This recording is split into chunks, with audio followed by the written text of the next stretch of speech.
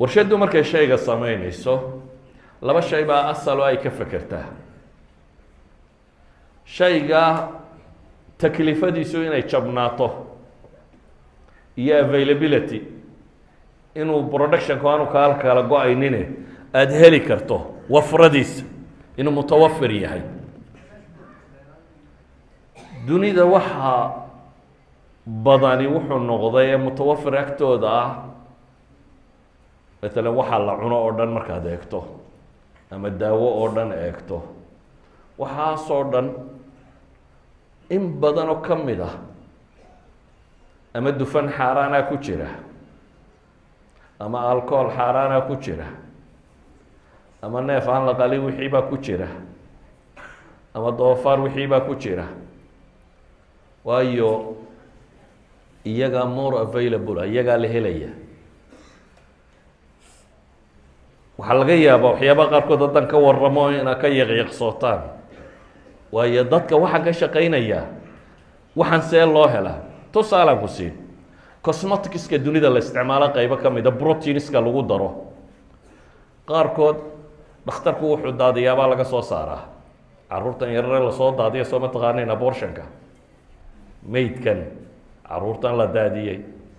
qaarkood baranbaro la beeray beed baranbara laga soo guraa baranbarada soo mataqaanayn proteins baa laga soo guraa qaarkood kaadida bini aadamkaa lagala baxaa proteinska qaarkood kaadida bini aadamkay kala soo baxaan qaarkood yani ninkan waxba xalaalka ma aha waxba xaaraanka ma aha qof bini aadam aan waxbaba xaaraan agtiisa ahayn oo haddana isagu gacanta kuugu hayo wixii la samaynayey walidaalika waa laga yaabaa inaad aragto waxa ugu yara aynu iibina waa nacnac hargeysa dhexdeeda anigoo marayaa nacnac iibsaday dhowr iyo sagaashankii markaasaan furay waxaa ihi war barorta aan akriya waraaqda yara ku qoranayso jallaatiin baa ku jira yani xabada nacnaca ka bilow ilaa iyo waxa ugu sareeya wax waliba waa ku jira taa maxaan uga dan leeyahy taajirka muslimka ahi waa inuu og yahay waxa uu iibinayaa contentiska wuxuu ka samaysan yihi waxaan uu iibinayaa qofka muslimka ahi uu soo qaaday ee dunida dabadeeda ka keenay ama sharaab ha noqoto ama cunno ha noqoto ama daawo ha noqoto ama waxay doonaysa ha ahaato waxaan la sidaa inuu yahay wax xalaal ka yimi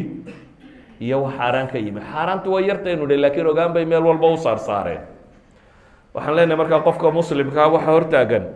taxaddi alxalaali walxaraam ugu horeyn tijaaradaada see baad uga ilaalin lahayd xaaraanta see baad uga dhigi lahayd wax xalaala bini aadamka waa iskaga abuurantay xoolo jacaylku oo xoolaa waynu jecelnay wainahu lixubi اlkhayri la shadiid watuxibuuna almaala xuban jama bini aadamku xoolaha aada buu jecelyahay inuu helo laakiin qofka muslimka ahi wuxuu u baahan yahay inuu iska hubiyo xoolahaasi meesha ay ka soo gelayaan waa waxyaaba laynagu beeray si laynoo itixaamo nabigu calayh salaatu wasalaam waa kii tilmaamayay qofka bini aadamkii haddii laba waadiyo dahaba uu haysto labtaqa thalis buu dalbaya mid saddexaad buu raadinaya hunguriga bini aadamka ciidunbaa buuxisa buu nebigu yihi calayhi salaatu wasalaam haddaba waxaynu u baahannahay inagoo noocaasi laynoo abuuray ayaa waxa laynagu yidhi kaasina waa xalaal kaasina waa xaaraane kaad qaadataa baana lagugu abaal marinaya dhanka kalena nafta bini aadamkii markay ururisana waxaa laynagu itixaame kale waxaa ka mid a uxdirat ilanfusu shux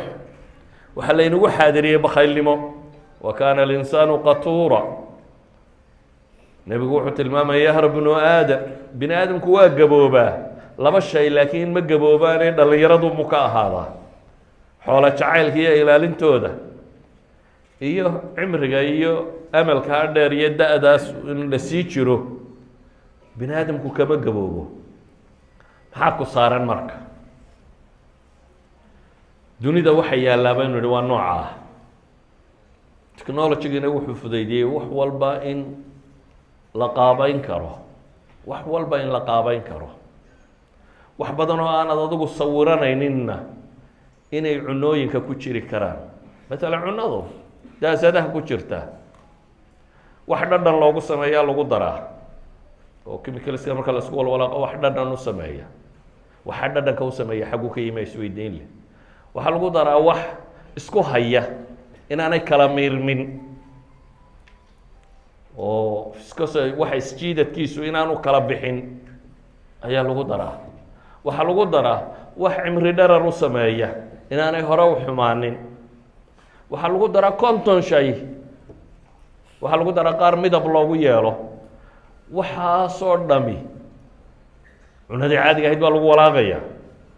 cunadii xalaasha ahayd ee caadiga ahayd baa waxaan inta lasoo qaada lagu walaaqay. waxaad moodaysaa inuu beriis khaliya yahay, ama inuu fuul khaliya yahay, ama inuu cambe yahay baad ugu haysataa. laakiin waxa ku walaaqane ku guda jira way tiro badan yihiin. sida awgeed waxaan leenahay qofka taajirka ee muslimka ahi, weliba dowladaheennan burburay aan cid waxbaadhaba lahayn, waa laga yaaba meelaha adduunka dowlado adagi ka jiraan inay dowladuhu laab leeyiin iyo wax baadhaan oo censorship oo maxaa la soo deynayaa se maxaa la soo deynaya in la isweydiiyo. waxaan leenahay cala lmuslim bay maanta waxoo dhami saarantay. qofkan taajirka ee muslimka abaa waxaasoo dhami saarantay inaad xalaal iyo xaaraan kala dooratid. yaa ayuha rusulu kuluu min alayibaati wacmaluu saalixa yaa ayuha aladiina aamanuu laa takuluu amwaalakum baynakum bilbaatil. xoolahaas qaabkay kugu soo gelayaan inaad xalaalnimadooda ilaaliso. waana kuu nebigu tilmaamaya calayhi salaatu wasalaam waxyaabaha ugu badan ee qofka diintiisa fasahaadiya inay ka mid tahay maalka iyo mansabku. nebigu yihi laba yeey ama laba waraabe oo adhi lagu sii daayey ugama fasaad badno qofka